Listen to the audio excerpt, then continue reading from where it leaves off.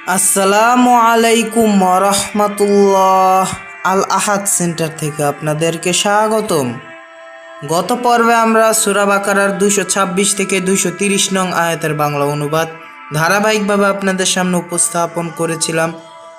আজ আমরা সূরা বাকারার 231 থেকে 235 নং আয়াতের বাংলা অনুবাদ আপনাদের সামনে উপস্থাপন করব ইনশাআল্লাহ। আল্লাহ পাক রব্বুল আলামিন আমাদের সৃষ্টিকর্তার আইনগুলো এত সুন্দর যা মানুষ একটু খুঁজে যদি দেখত তাহলে কোনো দিন মানব রচিত আইনের দিকে ধাবিত হতো না। আর আইনগুলো যে কিতাবে উল্লেখ আছে সেই মহামূল্যবান কিতাবের নাম হচ্ছে আল কোরআন। অথচ দুঃখের সাথে বলছি যে সেই কিতাবটি আমরা খুলেও একটু পড়ি না। যারা আবার পাঠ করে তারা আবার আমল করে না, যারা আবার কিছু আমল করে তারা আবার এই আল্লাহর কিতাব নিয়ে গবেষণা বা চিন্তা যেটাই বলেন করে না। অথচ আল্লাহ পাক রব্বুল আলামিন কোরআনে ঘোষণা করেছেন, কতবার বলেছেন কোরআন নিয়ে। তারা কি চিন্তা ভাবনা করে না? তারা কি গবেষণা করে না? তাই আসুন আমরা সময়গুলোকে আল্লাহর আদেশের নিষেধের মধ্যে অতিবাহিত করি। আল্লাহ চাইলে আমাদেরকে সাহায্য করতে পারেন। আল্লাহুম্মা আমিন।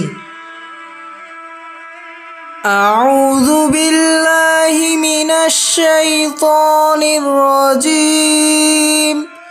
বিসমিল্লাহির রহমানির রহিম।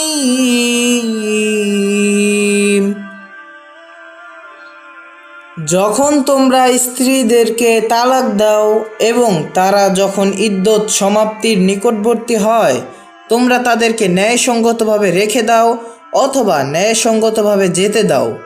তোমরা তাদের ক্ষতির উদ্দেশ্যে এবং নিজেরা সীমালঙ্ঘনের উদ্দেশ্যে তাদেরকে আটক করে রেখো না। যে এটি করবে নিশ্চয়ই সে নিজের ওপরে জুলুম করল। আল্লাহর আয়াতসমূহকে উপহাস মনে করো না। তোমাদের উপরে আল্লাহর অনুগ্রহগুলো স্মরণ করো এবং স্মরণ করো তোমাদের ওপরে যে কিতাব এবং প্রজ্ঞা চূড়ান্ত জ্ঞান অবতীর্ণ করেছেন, যার সাহায্যে তিনি তোমাদেরকে উপদেশ দিচ্ছেন। আল্লাহকে ভয় করো এবং জেনে রেখো নিশ্চয়ই আল্লাহ তাদের সকল বিষয়ে অবহিত। যখন তোমরা স্ত্রীদেরকে তালাক দাও অতঃপর তারা তাদের ইদ্যত পূর্ণ করে, তোমরা তাদেরকে তাদের জীবন সাথীদের সাথে বিবাহ বন্ধনে আবদ্ধ হতে বাধা দিও না যখন তারা ন্যায়সঙ্গতভাবে পরস্পর একমত হয়। তোমাদের মধ্যে তাদেরকে এই উপদেশ দেওয়া হচ্ছে যারা আল্লাহ এবং পরকালের প্রতি বিশ্বাস রাখে, এবং এটি তোমাদের জন্য বিশুদ্ধতম এবং পবিত্রতম। আল্লাহ জানেন তোমরা জানো না। মায়েরা তাদের সন্তানদেরকে পূর্ণ 2 বছর দুধ পান করাবে। এ বিধান তার জন্য যে চায় দুগ্ধপান পূর্ণ করতে। পিতার উপরে দায়িত্ব দুধ দানকারীদের খাবার এবং পোশাক দান করা ন্যায়সঙ্গতভাবে। কোনো মানুষের ওপরে বোঝা চাপানো হবে না তার সাধ্যের বাইরে। মায়ের ক্ষতি করা যাবে না তার সন্তান দ্বারা, এবং পিতার ক্ষতি করা যাবে না তার সন্তান দ্বারা, এবং ওয়ারিসদের উপরেও একই দায়িত্ব।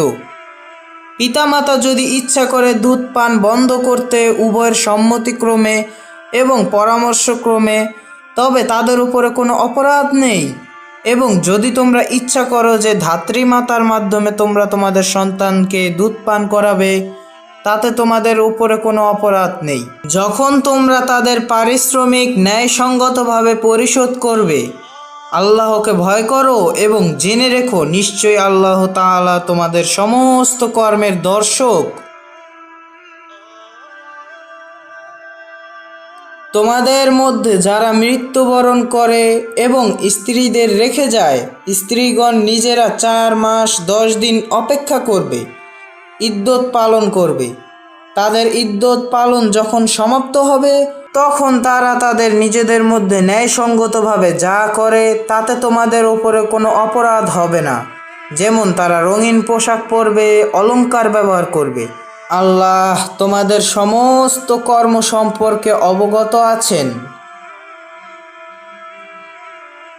তোমাদের ওপরে অপরাধ নেই ইশারা ইঙ্গিতে নারীদেরকে বিবাহ প্রস্তাব করাতে, অথবা তোমরা যা গোপন রাখো তোমাদের মনের মধ্যে আল্লাহ জানেন।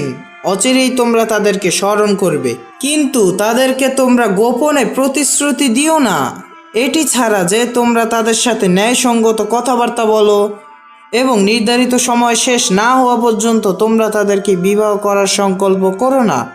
জেনে রেখো নিশ্চয়ই আল্লাহ জানেন যা কিছু আছে তোমাদের মনের মধ্যে। অতএব তোমরা তাকে ভয় করো এবং জেনে রেখো নিশ্চয়ই আল্লাহ ক্ষমাশীল সহনশীল।